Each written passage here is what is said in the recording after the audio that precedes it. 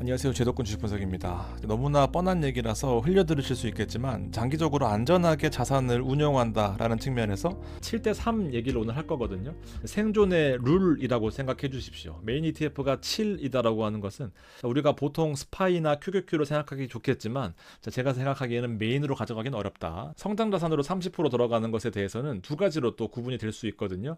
여기에 QQQ 같은 것이 들어갑니다. 성장 자산이면서 이제 코어 역할을 할 수 있는 게 20% 정도 들어갈 수 있겠고요.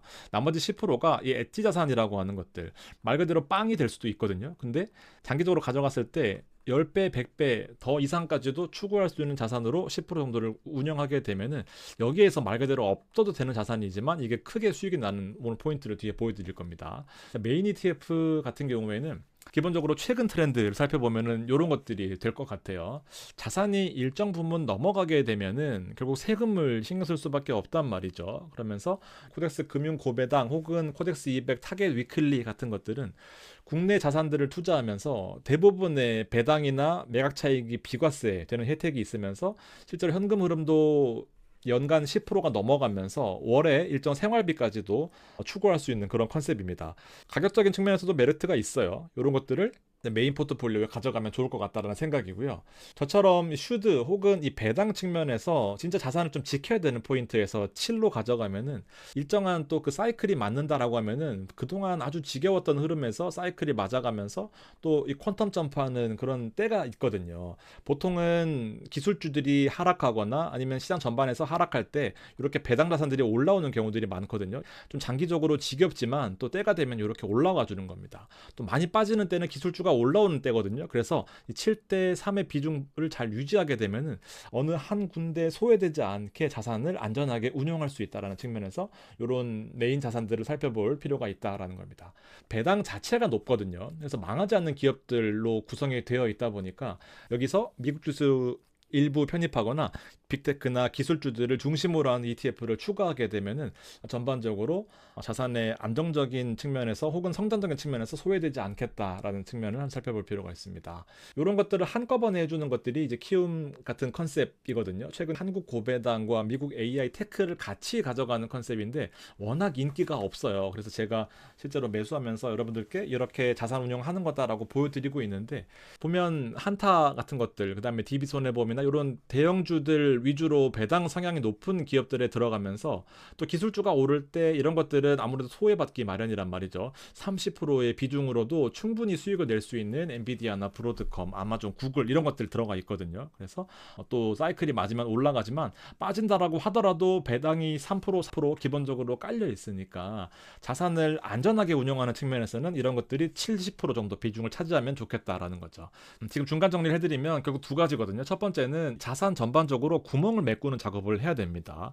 단기 투자에서 가장 중요한 것은 내가 소외되지 않아야 되거든요. 많이 버는 것보다 더 슬픈 거는 내가 여기에서 소외되는 게 더 아픔이 큰 법이거든요. 그래서 어느 하나 구멍 없이 메꾸는 것이 우리의 포인트. 대표적으로 지수형이 있겠지만 지수형은 실제로 막상 해보면은 재미가 일단 없어요. 재미가 없고 그리고 빠질 때는 같이 빠집니다. 그리고 오를 때는 또 성장이 생각보다 더뎌요. 지금처럼 이 빅테크가 주도하는 시장 그 다음 사이클에서 중소형주나 어떤 일부 섹터들이 시장을 이끌어가는 시장에서는 또 스파이나 QQQ가 맞나 이런 생각이 든단 말이죠. 시드는 한정적이기 때문에 적은 시드로 더 공격적인 자산으로 운용하는 것이 저는 괜찮다라고 생각하는데 거기에 들어가는 것이 이 30%의 해당 자산들입니다. 보시면 플러스 글로벌 HBM 반도체 같은 경우에는 자 대표적으로 성장 자산이면서도 코어 자산에 속합니다. 최근에 가장 핫한 섹터가 바로 메모리 쪽이거든요. 그동안 이제 AI 섹터라고 하면은 엔비디아와 브로드컴이 시장을 이끌어 왔단 말이죠. 그 다음에 이 소프트웨어 어떻게 잘 활용하면은 속도를 더 낼 수 있겠냐 측면에서 그 다음에 SMR 전력이 좀 부족하고 보안 쪽에서 취약하다라는 또 사이클이 넘어갔었단 말이에요. 근데 또 생각해 보니까 좀 더 잘 만들고 좀 더 깔끔하게 만들고 좀 더 전력을 더 적게 만들면 좋지 않겠냐라고 해서 하드웨어 쪽 섹터로 넘어갔단 말이에요. 소프트웨어가 줄어들고 자 그 다음에 하드웨어 쪽에서 더 세분화돼서 메모리 사이클까지 온 겁니다. 그래서 이렇게 선순환되는 과정에서 내가 꼭 이 글로벌 HBM 반도체가 아니더라도 어느 한 섹터에서 내가 들고 있다라고 한다면은 이 사이클 측면에서 한 번은 온다. 내가 들고 있는 것이 지금 좀 빠진다라고 하더라도 이런 사이클로 계속 돌아가고 있는 측면이란 말이죠. 그래서 이렇게 한번 살펴볼 필요가 있고, 지금 섹터에서 55,000원 하던 이 글로벌 HBM 반도체는 일상생활에서도 느껴질 수 있을 만큼 노트북이나 컴퓨터 사보면 메모리 값이 진짜 많이 올랐단 말이에요. 그래서 HBM 반도체 55,000원이었는데 제가 한 달 전에 소개시켜드리고 지금 또 59,000원입니다. 아마 또 장이 열리면 더 많이 오를 것 같은데요. 삼성과 하이닉스, 마이크론 세 개를 중심으로 가져가는 거죠. 글로벌 이 3사가 전 세계 메모리 쪽에서 95% 이상을 차지하고 있습니다. 선택과 집중을 하는 포인트인 거죠. 자, 다시 말해서 이런 것들을 70% 들어가고 있으면 못 버팁니다. 아무리 선순환 사이클 좋아하겠지만 이게 70% 빠져버리면 못 버틴단 말이죠. 근데 이게 1, 20% 들어가 있으면 또 얘기가 달라집니다. 이거는 그냥 쭉 들고 갈 수 있는 거거든요. 그래서 엔드플래치 세계 1위, D램 세계 2위에 삼성전자 지금 18만 전자까지 올라갔습니다. 하이닉스 마찬가지로 90만 넘어갔어요. D램 세계 1위고요. HBM은 압도적인 세계 1위입니다. 마이크론은 조금 밀리긴 하지만 삼성전자한테 지금 HBM 5세대 반도체도 밀렸다라고 하지만 결코 그냥 넘어가지 않을 겁니다. 삼성전자가 와신 상담해서 그동안 바닥에서 올라오듯이 마이크론도 지금 뒤처졌다라고 하더라도 이렇게 되는 것이 아니라 또 치고 올라올 거란 말이죠. 그래서 이 글로벌 HBM 반도체는 지금 트렌드를 가장 잘 반영하고 있다라는 거죠. 그래서 뭐 지금 당장 들어가면 어떻겠냐 하시겠지만 제가 늘 소개시켜드렸던 ETF 타이밍을 잘 보고 말씀드린단 말이에요. 아무리 신상품이 나와서 ETF 좋다라고 하지만 제가 마음에 안 드는 소개를 안 시켜드려요. 근데 얘는 보면은 컨셉들이 되게 괜찮았고 뭐 또 지금도 좀 늦긴 했지만 어쨌든 소개시켜드리는 타이밍에서 너무 많은 고민보다는 조금이라도 담아서 분할로 들어가면 되잖아요. 이 빅3를 맞추는 거 어렵잖아요. 같이 들어가면 좋겠다라는 생각입니다. 또 이 플러스 글로벌 HBM 반도체가 또 사실 정이 가는 이유가 뭐냐면 우리 속스를 투자하고 계시잖아요. 이게 안 빠지는 대표적인 이유 하나가 엔비디아보다 지금 브로드컴보다 더 많이 올랐단 말이죠. 당연히 3배니까 더 많이 오른 것도 있는데 보면은 엔비디아와 브로드컴이 동시에 들어가 있습니다. 얘가 오르면은 얘가 빠졌고요. 그동안 얘가 오르면 또 얘가 빠졌고요. 같이 가져가면서 나머지 이제 위성으로 에이멧 같은 거, 램 리서치, TXN, 그다음에 마이크론 이런 위성 자산들을 같이 갖고 가니까 어느 하나 포트가 쏠리지 않았기 때문에 꾸준하게 안정적으로 올라가는 거거든요. 이런 컨셉이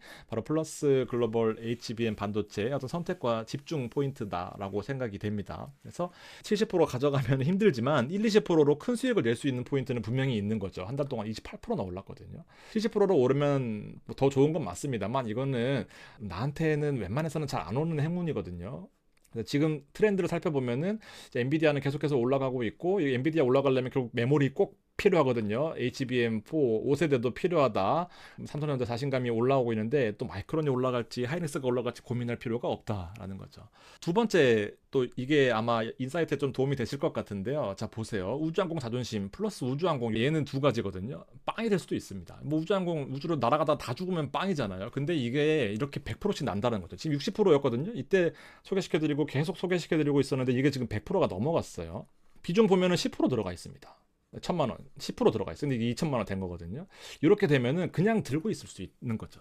포트의 비중이 너무 크면은 스트레스 받기 마련인데 하나하나 다 알려드렸던 거 아니겠습니까? 특히나 인텔리안 테크는 제가 6만 원대 강조 드렸었네요.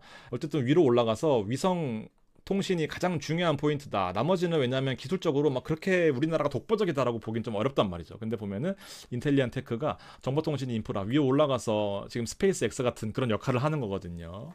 지금 12만 원까지 올라갔습니다. 얘가 지금 시장을 이끌고 있거든요. 이런 종목들을 개별로 알아보고 장기적으로 투자하기가 얼마나 어렵겠습니까? 그렇지만 또 그냥 꾸준히 한국 산업에 우주 위성 산업에 뭐 투자할 만한 가치 있잖아요. 10% 정도는요.